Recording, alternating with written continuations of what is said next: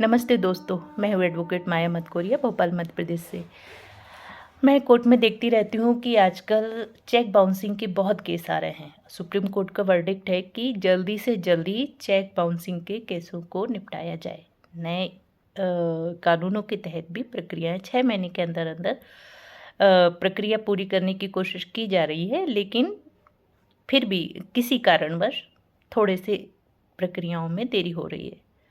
जिनके केस लगे हैं उन्हें पता है कि कितनी परेशानियां होती है चेक बाउंसिंग में, लेकिन जो अभी चेक बाउंसिंग के केसों में नहीं फंसे हैं तो सबसे पहले वो अपने लिए एहतियात बरतें कि किसी भी कारोबार में कुछ भी लेन देन हो रहा है और चेक की ज़रूरत पड़ रही है, या तो आप चेक दे रहे हैं या किसी का चेक ले रहे हैं।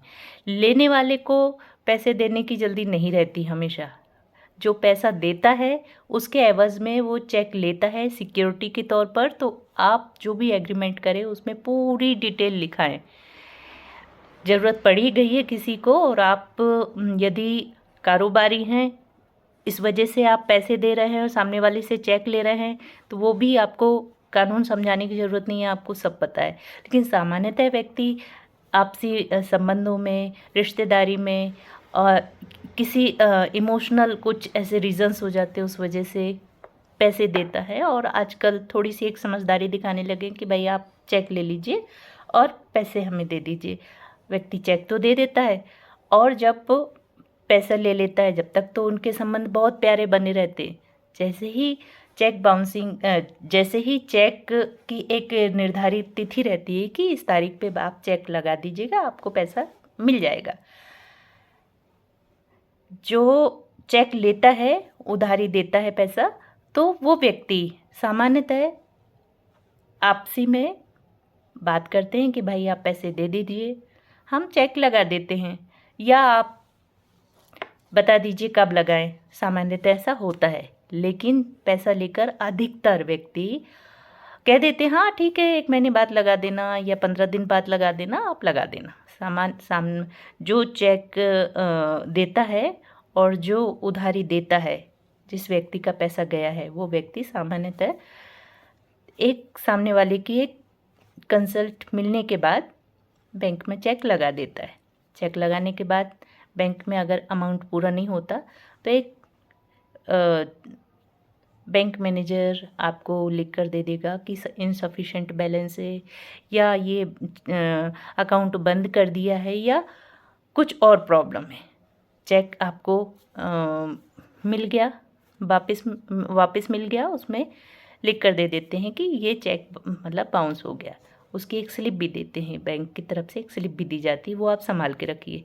उसके बाद आप कोर्ट में वकील के द्वारा नोटिस भेजिए और कोर्ट नए कानूनों के तहत ही उसकी कोर्ट में कंप्लेंट होगी। इसमें एफआईआर नहीं होती है, इसमें डायरेक्ट कोर्ट के द्वारा ही कंप्लेंट फाइल होती है और मजिस्ट्रेट इस केस को निपटाता है। अगर आपने दे दिया है पैसा और चेक बाउंसिंग हो गया है, चेक बाउंसिंग का आपने नोटिस भेज दिया है, वकील के द्वारा नोटिस भेज दिया है, और नोटिस भेजने के बाद सामने वाले ने 30 दिन के अंदर अंदर अगर पैसे दे दिए तो फिर केस ही नहीं बनता है। नेगोशिएबल इंस्ट्रूमेंट एक्ट का, एनआई एक्ट 1881 की धारा 138 का, यदि वहाँ नोटिस भेजने के बाद भी उसने कुछ नहीं किया तो फिर कोर्ट में केस कंप्लेंट फाइल हो जाती है मजिस्ट्रेट के कोर्ट में, और उसके बाद 15 दिन का टाइम रहता है सामने वाले के पास। उसके बाद भी उसने कोई कोशिश नहीं की कंप्रोमाइज़ करने की, तो फिर केस चलता है। आगे की प्रक्रिया बहुत लंबी है, मैं आपको बाद के वीडियो में बताऊंगी। अगर आपको कुछ पूछना है, आप सबसे पहले तो जिन लोगों का कारोबार चल रहा है, जो सामान्य हैं, जिन्होंने अभी तक चेक नहीं दिया है या इस तरह की कभी स्थितियां आती हैं, तो सबसे पहले तो एग्रीमेंट बनवाइए। उसमें अपनी सामने वाली पार्टी का पूरा नाम, पता, किस वजह से चेक दे रहे हैं, किस तारीख को दे रहे हैं, ये पूरा रहेगा। जिससे भी आप एग्रीमेंट बनवाएंगे वो पूरी प्रोफार्मा रहता है, पूरा बना कर देगा। और उसके बाद आप कोशिश ये कीजिए कि कोर्ट तक प्रॉब्लम ना आए। अगर कोर्ट तक प्रॉब्लम आ रही है तो आप जो पैसा दे रहे हैं उसके एवज में चेक ले रहे हैं, तो आप शुरू से लेकर आखिरी तक जो भी आपके पास प्रूफ हैं वो संभाल कर रखिए, क्योंकि स्थितियां कभी भी बिगड़ जाती हैं। तो पैसा देने के पहले व्यक्ति को उधार लेने वाला भगवान जैसा दिखता है, पैसा देने वाला, और उधार लेने के बाद सामने वाला फिर सबसे बड़ा दुश्मन लगता है। इसलिए मैं बहुत ही सामान्य भाषा में मैं समझा रही हूँ। मेरे पास बहुत केस आते हैं, मैं कोशिश करती हूँ कि उनकी कोर्ट के बाहर ही मामला सुलझा दिया जाए, क्योंकि अधिकतर बिल्कुल सामान्य वर्ग लोग पैसा तो ले लेते हैं, उनकी नीयत भी होती है पैसा देने की, लेकिन बहुत सी वजह होती हैं। चेक बाउंसिंग हो गया है, सामने वाला भी परेशान, पीड़ित पक्ष भी परेशान, आरोपी जो आरोपी नहीं है लेकिन अनावश्यक वो आरोपी बन जाता है। कई बार तो मामले इतने बढ़ जाते हैं कि उनकी जमानत भी नहीं होती। तो ये सारी समस्याएं ना हो, जेल भरे पड़े हैं, अपराध बहुत हो रहे हैं। मैं एक एडवोकेट हूँ, फिर भी कोशिश ये रहती है कि समाज में एक सामंजस्य बना रहे, आपस में मिल के रहें और कोई भी कानून का खुद भी उल्लंघन ना करें और किसी के अधिकारों का उल्लंघन भी ना करें, और अवेयर रहें।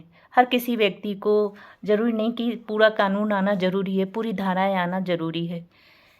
जब मामला बिगड़ जाता है, कोर्ट तक पहुंचता है, तो फिर उसके लिए वकील बैठे हैं, मजिस्ट्रेट बैठे हैं, आपके फेवर में ही काम करेंगे। तो इसलिए आपको अगर मेरा वीडियो पसंद आता है तो लाइक कीजिए, फॉलो कीजिए, कमेंट कीजिए, डीएम कीजिए। मुझे भर भर के डीएम आ रहे हैं, बहुत सारे केस की प्रॉब्लम्स आ रही हैं और मैं कोशिश कर रही हूँ कि मैं सॉल्व करूँ। अगर आपको ज़्यादा कोई फंसा हुआ व्यक्ति है, उसको कंसल्टेंसी चाहिए, तो उसके लिए फिर मैं मेरा नंबर अलग से प्रोवाइड कर दूँगी, आपको कंसल्टेंसी दूँगी। थैंक यू, बहुत बहुत धन्यवाद। शुभ रात्रि, शुक्रिया।